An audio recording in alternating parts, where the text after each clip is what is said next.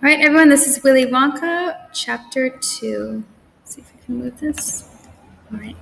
In the evening after he had finished his supper of watery cabbage soup, Charlie always went into the room of his 4 grandparents to listen to their stories and then afterwards to say goodnight. Every one of these old people was over 90. They were as shriveled as prunes and as bony as skeletons, and throughout the day, until Charlie made his appearance, they lay huddled in their one bed, 2 at either end, with nightcaps on to keep their heads warm, dozing the time away with nothing to do. But as soon as they heard the door opening and heard Charlie's voice saying, "Good evening, Grandpa Joe and Grandma Josephine and Grandpa George and Grandma Georgina," then all 4 of them would suddenly sit up and their old wrinkly faces would light up with smiles of pleasure, and the talking would begin.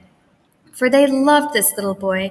He was the only bright thing in their lives, and his evening visits were something that they looked forward to all day long. Often, Charlie's mother and father would come in as well, and stand by the door, listening to the stories that the old people told. And thus, for perhaps half an hour every night, the room would become a happy place, and the whole family would forget that it was hungry and poor. One evening, when Charlie went to see his grandparents, he said to them, "Is it really true that Wonka's chocolate factory is the biggest in the world?" "True?" cried all 4 of them at once. "Of course it's true. Good heavens! Didn't you know that? It's about 50 times as big as any other." "And is Mr. Willy Wonka really the cleverest chocolate maker in the world?" "My dear boy," said Grandpa Joe, raising himself up a little higher on his pillow, "Mr. Willy Wonka is the most amazing, the most fantastic, the most extraordinary chocolate maker the world has ever seen. I thought everybody knew that." "I knew he was famous, Grandpa Joe, and I knew that he was very clever." "Clever!" cried the old man. "He's more than that. He's a magician with chocolate. He can make anything he wants. Isn't that a fact, my dears?" The other 3 old people nodded their heads slowly up and down and said, "Absolutely true, just as true can be." And Grandpa Joe said, "You mean to say I've never told you about Mr. Willy Wonka and his factory?" "Never," answered little Charlie. "Good heavens above, I don't know what's the matter with me. Will you tell me now, Grandpa Joe, please?" "I certainly will. Sit down beside me on my bed, my dear, and listen carefully." Grandpa Joe was the oldest of the 4 grandparents. He was 96 and a half, and that is just about as old as anybody can be. And like all extremely old people, he was delicate and weak, and throughout the day he spoke very little. But in the evenings, when Charlie, his beloved grandson, was in the room, he seemed, in some marvelous way, to grow quite young again. All his tiredness fell away from him, and he became as eager and excited as a young boy.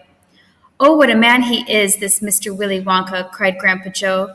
"Did you know, for example, that he himself invented more than 200 new kinds of chocolate bars, each with a different center, each far sweeter and creamier and more delicious than any other chocolate factories can make?" "Perfectly true," cried Grandma Josephine, "and he sends them to all 4 corners of the earth. Isn't that so, Grandpa Joe?" "It is, my dear, it is, and to all the kings and presidents of the world as well. But it isn't only chocolate bars that he makes. Oh, dear me, no. He has some really fantastic inventions up his sleeve. Mr. Willy Wonka has. Did you know that he's invented a way of making chocolate ice cream so that it stays cold for hours and hours without being in the refrigerator?